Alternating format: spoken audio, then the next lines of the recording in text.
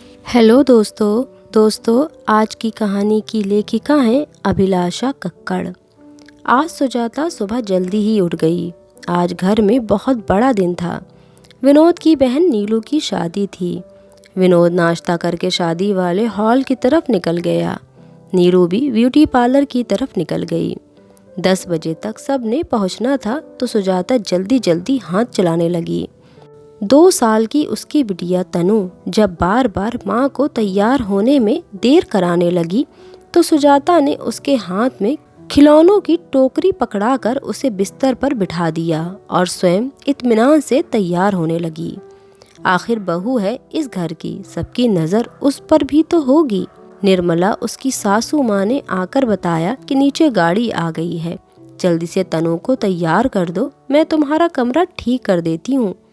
सुजाता तनु को तैयार करने में व्यस्त हो गई और निर्मला जल्दी जल्दी बिखरा कमरा समेटने लगी। उठाकर तनु के खिलौनों की टोकरी अलमारी के ऊपर रखी। सुजाता ने तनु को सुंदर सी घाघरा चोली पहनाई और झटपट दोनों गाड़ी में बैठ गईं। गाड़ी हॉल की तरफ चल पड़ी। तभी सुजाता का ध्यान अपनी सूनी कलाई पर गया और उसके मुंह से हाय राम, जल्दी जल्दी में कंगन पहनना तो भूल गई। झट से उसने अपने बाजू साड़ी में छुपा लिए। सुजाता कंगन पहनना भूल गई थी, जो सब गहनों में सबसे ज़रूरी थे, जो इस घर की किसी परंपरा को संभाले हुए थे। एक धरोहर की भांति एक बहू से दूसरी बहू के हाथ में थमाए जा रहे थे। ये कब से चला आ रहा था ये तो उसकी सास को भी नहीं पता था। जब वो 4 साल पहले इस घर की बहू बनकर आई तो उसके हाथ में कंगन देते हुए निर्मला ने कहा था, सुजाता इसे संभाल कर रखना और हर तीज त्योहार शादी ब्याह में पहनना। तब विनोद के पापा जी भी साथ खड़े मुस्कुराते हुए बोले थे, हाँ बहू, सास की बात को पल्लू की गांठ में बांध लेना। बहुत ही खुश प्रकृति के व्यक्ति थे। अभी 2 साल पहले ही एक दुर्घटना में अचानक से परिवार को अकेला छोड़ गए। माँ जी तो बिल्कुल टूट गई थी। सुजाता ही थी जिसने सास को ही नहीं बल्कि सारा घर बड़े अच्छे से संभाल लिया था। जायदाद के नाम पर बस यही एक घर और नीलू की शादी के नाम का एक प्लाट खरीदा था। बस उससे ज़्यादा कुछ नहीं छोड़कर गए थे। विनोद जो कि अस्पताल में बतौर एक नर्स की नौकरी पर कार्यरत था, पापा के जाने के बाद विनोद के कंधों पर परिवार के अलावा बहन और माँ के खर्चों की भी जिम्मेदारी आ गई थी। मन से शायद इस जिम्मेदारी के लिए तैयार नहीं था तो गुस्सैल और चिड़चिड़ा सा हो गया था। सुजाता विनोद के गुस्से से बहुत डरती थी, इसलिए पूरी कोशिश करती थी कि विनोद तक कोई तनाव वाली बात ना ही जाए। एक सुघड़ और समझदार बहू के सभी फर्ज बड़े अच्छे से निभा रही थी। निर्मला भी सुजाता को बहुत प्यार सम्मान देती थी। शादी में पूरा समय सुजाता विनोद और निर्मला से अपनी कलाई छुपाती रही। शाम को शादी से निपटकर घर आकर जब वो अपने गहने डिब्बे में रखने लगी तो उसकी चीख निकल गई। कंगन डिब्बे में नहीं थे। 2 मिनट सुजाता जैसे पत्थर सी हो गई। फिर जल्दी से खुद को संभाल पागलों की तरह कंगन ढूंढने लगी। कंगन तो कहीं भी नहीं थे। अलमारी, बिस्तर, पलंग के नीचे, तनु की खिलौनों की टोकरी, हर जगह निराशा ही हाथ लग रही थी। सुजाता ने झट से कमरे का दरवाज़ा बंद किया और फूट फूट कर रोने लगी। कंगन अच्छे खासे भारी थे। एक मध्य वर्गीय परिवार के लिए एक बहुत बड़ा आधार, मुश्किल वक्त के सहारे जैसे थे। सुजाता ने अपनी प्यारी सहेली कोमल को फ़ोन कर सारी बात बताई। उसने एक समझदार सहेली की तरह सलाह दी कि जाकर अपने पति और सास को सारी बात बता दो, वो सब मिलकर इस समस्या का हल निकाल सकते हैं। सुजाता विनोद को कैसे बताए, वो तो अपने होठों पर उसका जिक्र लाने से भी डर रही थी। मायके जाकर माँ से भी बात की तो माँ ने भी यही सलाह दी कि परिवार की धरोहर खोई है तुमने, भले ही इसमें तुम्हारी गलती है या नहीं, लेकिन बताना तुम्हारा फर्ज है। दिन बीतते गए। ये राज सीने में दफन उसे हर वक्त सताता रहता। शादी ब्याह त्योहारों पर कंगन भारी है, पहनने का मन नहीं कहकर सासू माँ को टालती रही।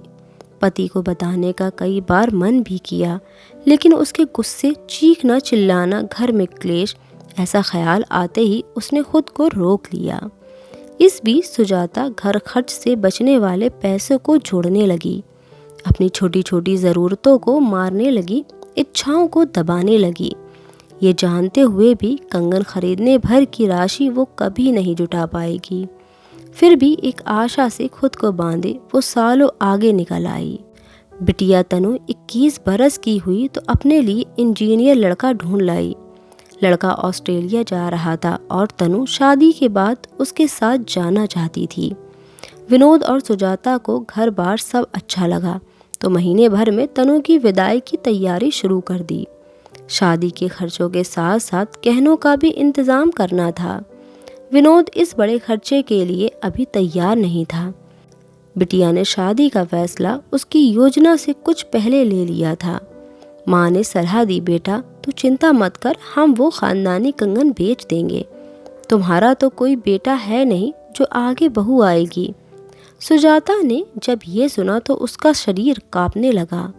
बरसों से दबे राज का पर्दाफाश होने जा रहा था। गुनाह के कटघरे में सवालों की बौछार में खुद को देखने लगी। जल्दी कोमल को फ़ोन किया कि घर आजा, आज मुझे तेरी ज़रूरत है। जल्दी से जाकर जमा किए पैसे भी गिनने लगी।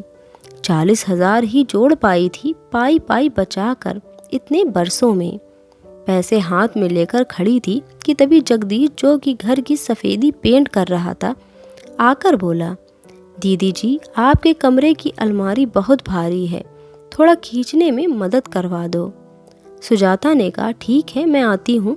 रुपए हाथ में दबाए सुजाता जगदीश की मदद करने आ गई। दोनों ने मिलकर जैसे ही अलमारी खिसकाई तो सुजाता के चेहरे पर हल्की सी मुस्कान आई। धूल और जाले से भरे नन्ही तनु के कुछ खिलौने अलमारी के पीछे बीच राह में अटके पड़े थे। शायद वो उस टोकरी से गिरे थे जो अक्सर वो ऊपर रखकर हाथ से धक्का देकर पीछे कर देती थी। जगदीश ने कहा, दीदी जी आप अपना काम कर लीजिए, ये सब मैं साफ कर लूँगा। सुजाता रुपए उठाकर चलने लगी।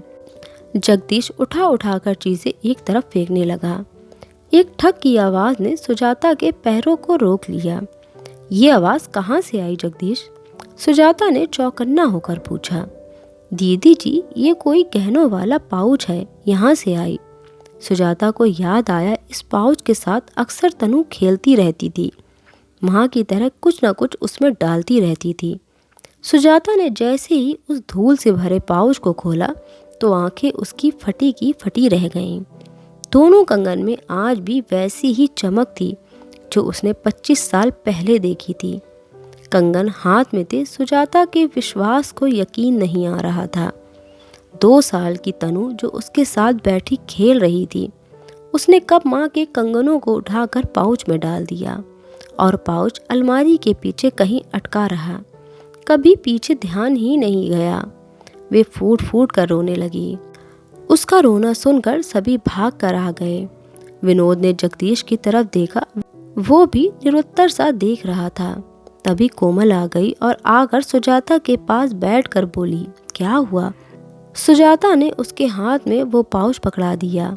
कोमल ने जब सारी बात बतानी शुरू की तो विनोद और निर्मला के चेहरे हैरान से सुजाता को देख रहे थे। निर्मला ने सुजाता को गले लगा लिया और प्यार करते हुए बोली, पति को ना सही मुझे तो बता सकती थी, कब मैंने तुझ में और नीलू में फ़र्क किया। विनोद भी अपने गुस्से की वजह से थोड़ा शर्मिंदा दिख रहा था और सोच रहा था, काश उसने गुस्से के साथ पत्नी को विश्वास भी दिया होता। माँ ने कहा, देख लिया अपने गुस्से का परिणाम। सालों तक बहू भीतर ही भीतर घुटती रही। विनोद ने सुजाता को हाथों से उठाकर खड़ा किया और बोला, चलो अभी बाजार चलते हैं और आज तुम्हारे इन जमा किए पैसों से तुम्हारी दबी सभी इच्छाओं को पूरा करते हैं। सास ने बड़े प्यार से सुजाता के हाथ में वो कंगन पहनाकर उसका माथा चूम लिया। दोस्तों, अगर आपको ये कहानी पसंद आए तो प्लीज़ वीडियो को लाइक कर दीजिएगा और चैनल को ज़रूर सब्सक्राइब कीजिएगा। Thanks for watching.